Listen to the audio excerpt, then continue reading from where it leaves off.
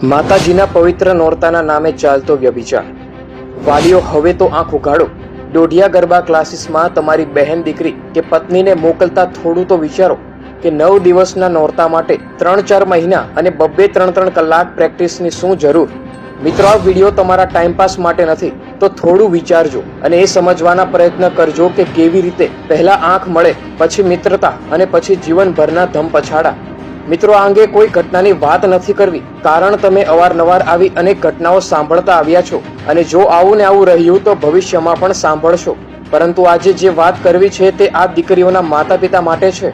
વાલીઓ, તમે થોડો પણ વિચાર કર્યો છે કે ખરેખરમાં માતાજીના પવિત્ર નોરતાના નામે ગરબા કે દોઢિયા ક્લાસીસમાં શું શું થઈ રહ્યું છે? મિત્રો, આ વિડીયો વધુમાં વધુ લોકો સુધી પહોંચાડજો. હાલ ગુજરાતના દરેક નાના મોટા શહેરોમાં ગરબા કે દોઢિયા ક્લાસીસનો રાફડો ફાટી નીકળ્યો છે. જેમાંના કેટલાક ક્લાસીસ યુવાનો માટે કોઈ પણ બંધન વગરના મિલનના સેફ સ્થળો બની ગયા છે. કેટલાક ક્લાસીસ જેમાં મોબાઈલ નંબર લઈ વોટ્સએપ, ઇન્સ્ટાગ્રામ અને ફેસબુક જેવા સોશિયલ મીડિયા ગ્રુપ બનાવી પ્રેસ કોડના બહાને જુદા જુદા ક્લિક કરવામાં આવી રહ્યા છે. દીકરીઓની માહિતી તેમજ ફોટાનો દુરુપયોગ થઈ રહ્યો છે. નવા સ્ટેપના બહાને યુવતીઓનો સંપર્ક રાખવામાં આવે છે. 2-3 મહિનામાં દોસ્તી કરી પિકનિક, ડે સેલિબ્રેશન અને નવરાત્રી પહેલા જુદા જુદા સ્થળે પાર્ટીઓમાં ગરબા કરી ચોક્કસ ગ્રુપમાં ગાવા જવાનો આગ્રહ કરાય છે.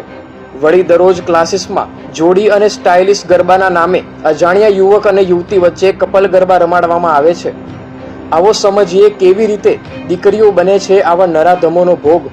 સૌથી પહેલા તો મોટા ભાગના ગરબા ક્લાસમાં છોકરા છોકરીના ભેગા ક્લાસ ચાલી રહ્યા છે, જે શરૂઆતમાં તો દરેક એકબીજાથી અજાણ્યા હોય છે, પરંતુ સમય જતા છોકરા છોકરીઓની નજીક આવે છે.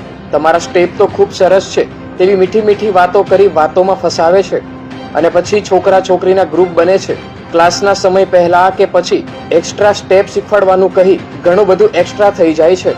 આમાં ને આમાં છોકરા છોકરી ફ્રેન્ડ બને છે અને પછી સાથે આવવું, સાથે રમવું અને સાથે રહેવું.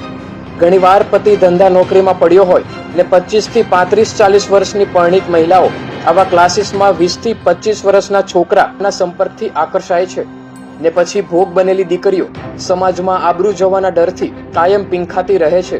આ વાત નથી તો પરિવાર જાણી શકતો, નથી તો દીકરી કોઈને કહી શકતી. વાલી મિત્રો, એક વસ્તુ વિચારજો, ગરબા ક્લાસીસ વાળાની જવાબદારી 4 દિવાલ વચ્ચેની છે. ક્લાસીસની બહાર શું થાય છે તેનાથી તેને કોઈ ફરક પડતો નથી.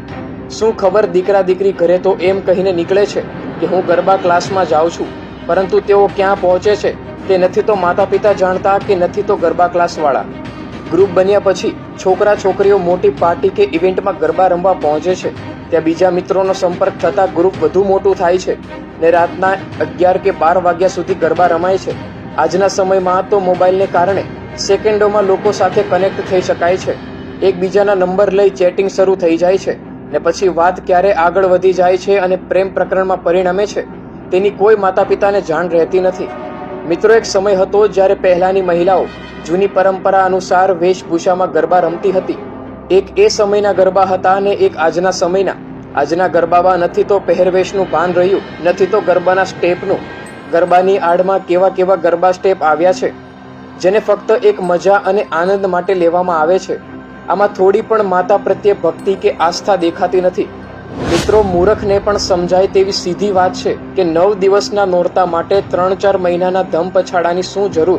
આવી પરિસ્થિતિમાં વાલીઓએ શું કરવું જોઈએ? વાલી મિત્રો, જેમની પણ દીકરી કે પત્ની ગરબા ક્લાસીસમાં જાય છે ત્યાં પોતાનો મોબાઈલ નંબર આપો. બને તો તમારા વોટ્સએપ ડીપી પર ભગવાનનો ફોટો મૂકી દો અને દરેક પિતા દીકરીને ગરબા ક્લાસીસમાંથી થતી પિકનિક, ડે સેલિબ્રેશન કે બહાર ઇવેન્ટમાં ગરબા રમવા ન મોકલો. દરેક પિતા નવરાત્રી પતે એટલે તરત જ આ વોટ્સએપ ગ્રુપ ડિલીટ કરી દો. મહોલ્લા, ઓળ, સોસાયટીની મહિલાઓ ભેગી થઈને સ્થાનિક ગરબા શીખવાડવાની ગોઠવણ કરે તો અતિ ઉત્તમ કહેવાય. અને નવરાત્રીનું આયોજન શેરી, સ્થાનિક, મહોલ્લા અને સોસાયટીમાં જ કરો, જેનાથી કોઈ અજાણ્યું જ ભેગું ન થાય. અને સમાજના દરેક આગેવાનો પોતાના સમાજમાં આ બાબતે જાગૃતિ લાવવા આ માહિતી ઘરે ઘરે પહોંચાડે તો આપણી બહેન દીકરી સુરક્ષિત રહેશે. મિત્રો, જો આ માહિતી પસંદ આવી હોય તો વિડીયો લાઈક કરજો અને તમારા મિત્રો અને પરિવારજનોને જરૂરથી શેર કરજો, જેનાથી વધુમાં વધુ લોકો આ બાબતે જાગૃત થાય.